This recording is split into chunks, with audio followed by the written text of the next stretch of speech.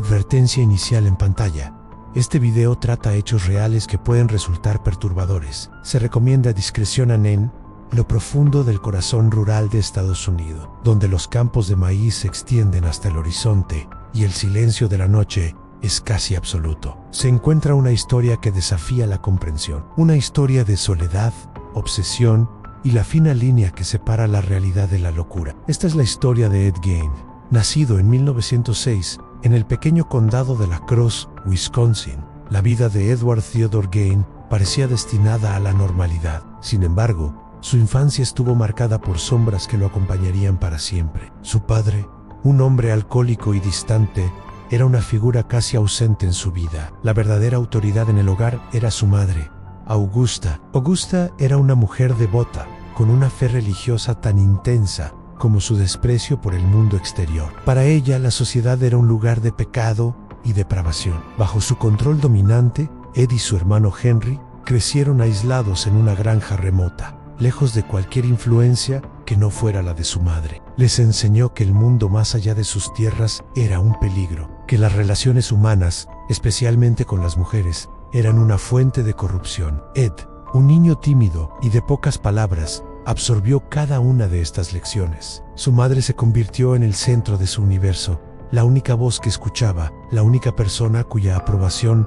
anhelaba desesperadamente. Este aislamiento extremo forjó una dependencia enfermiza y sembró las semillas de una tragedia que nadie podría haber imaginado. El mundo de Ed Gein, ya de por sí pequeño y confinado, se encogió aún más con el paso del tiempo. La granja familiar, situada a las afueras de Plainfield, Wisconsin, no era solo su hogar, sino su prisión. Los días transcurrían en una monótona rutina de trabajo en el campo, siempre bajo la vigilante mirada de Augusta. El contacto con otros niños era prácticamente nulo, y cualquier intento de socializar era rápidamente reprimido por su madre, quien veía en cada interacción un potencial peligro para la pureza de sus hijos. El miedo al mundo exterior, inculcado con fervor religioso, se convirtió en una segunda piel para Ed. La sociedad no era un lugar de oportunidades, sino un abismo de inmoralidad. Esta visión distorsionada lo mantuvo alejado de cualquier relación significativa fuera de su familia. El resultado fue un joven solitario,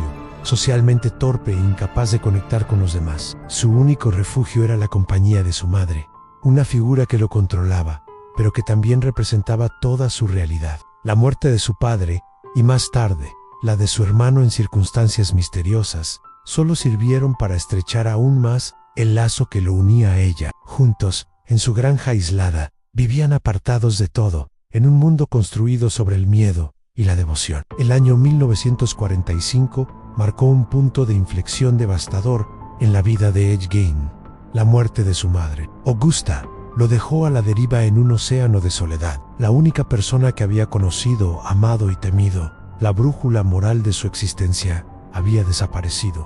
Con 39 años, se encontró completamente solo en la granja familiar, un lugar que ahora se sentía más vacío y silencioso que nunca.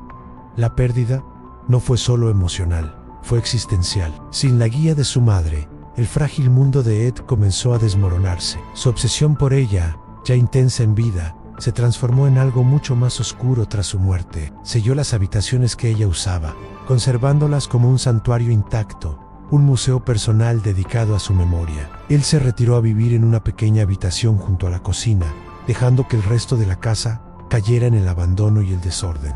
Su aislamiento se volvió total. Los vecinos apenas lo veían, y sus interacciones se limitaban a trabajos esporádicos. En la soledad de su granja, su comportamiento se volvió cada vez más extraño. Comenzó a leer vorazmente sobre anatomía y experimentos médicos de la Segunda Guerra Mundial, alimentando una fascinación que pronto se saldría de control. El hombre que Plainfield conocía como un ermitaño inofensivo estaba descendiendo lentamente hacia un abismo del que no habría retorno. El 16 de noviembre de 1957, el pequeño y tranquilo pueblo de Plainfield se vio sacudido por la desaparición de Bernice Bourdain, la dueña de la ferretería local. Las sospechas recayeron rápidamente sobre Ed Gein, quien había sido el último cliente visto en la tienda ese día. Cuando la policía llegó a su aislada granja al anochecer, no estaban preparados para lo que encontrarían. Lo que comenzó como una investigación de una persona desaparecida se convirtió en el descubrimiento de una de las escenas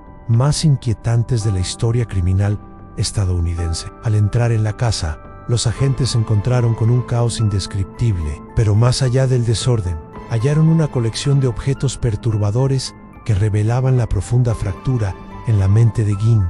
No eran simples posesiones, eran creaciones macabras que desafiaban toda lógica y moralidad. Cada objeto contaba una historia silenciosa de su obsesión con la figura materna y su retorcida fascinación por la anatomía humana. Los detalles de lo que se encontró en esa casa son demasiado sombríos para describirlos, pero bastó para que el horror se apoderara de la comunidad y del país entero. La noticia se extendió como la pólvora, y la prensa no tardó en bautizarlo con un apodo que quedaría grabado en la memoria colectiva: el carnicero de Plainfield. La granja del terror se había revelado al mundo. El arresto de Ed Gein en 1957 conmocionó a Estados Unidos. El hombre solitario y excéntrico que sus vecinos conocían resultó ser el autor de actos inimaginables. Durante el juicio, los detalles de sus actividades salieron a la luz, pintando el retrato de una mente profundamente perturbada. A pesar de la evidencia abrumadora de sus crímenes, el proceso legal tomó un giro inesperado. Los psiquiatras que lo evaluaron concluyeron que Gein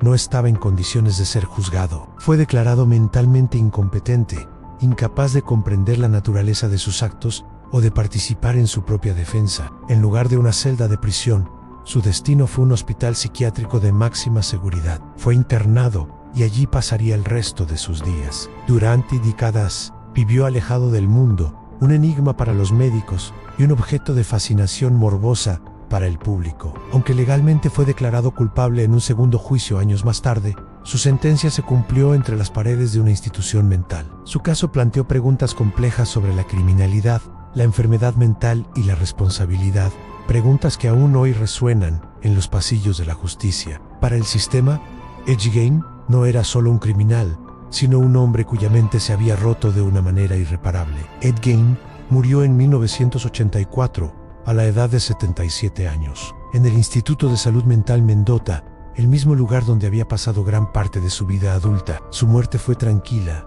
un final silencioso para una vida marcada por el estruendo del horror. Fue enterrado en el cementerio de Plainfield, junto a la madre a la que tanto había idolatrado. Pero su historia no terminó con su muerte. Su legado, paradójicamente, apenas comenzaba. El caso de Ed Gein se filtró en la cultura popular, convirtiéndose en una fuente de inspiración para algunas de las figuras más icónicas del cine de terror. La enfermiza devoción por su madre y su doble vida dieron forma a Norman Bates en Psicosis de Alfred Hitchcock. Su costumbre de crear objetos con restos humanos inspiró a Leatherface en La Massacre de Texas. E incluso la figura de Buffalo Bill en El silencio de los corderos tomó elementos de su perfil psicológico. Hoy, el nombre de Ed Gein es más que el de un simple criminal. Representa los peligros del aislamiento extremo, el poder destructivo de la obsesión y la aterradora fragilidad de la mente humana cuando se la empuja más allá de sus límites. La historia de Ed Gein nos obliga a mirar hacia las sombras. Nos recuerda que la soledad prolongada y una obsesión no controlada pueden deformar la mente de maneras que apenas podemos concebir. Su vida es una advertencia sombría sobre cómo la ausencia de conexión humana y la influencia de una figura dominante pueden crear un monstruo en el más absoluto silencio. Es un relato que nos confronta con la idea de que el verdadero horror, a veces, no proviene de lo sobrenatural, sino de las profundidades de una psique rota y aislada. Gracias por acompañarnos en este viaje a la oscuridad. Si te interesa este tipo de contenido, no olvides suscribirte y activar las notificaciones. Hasta la próxima.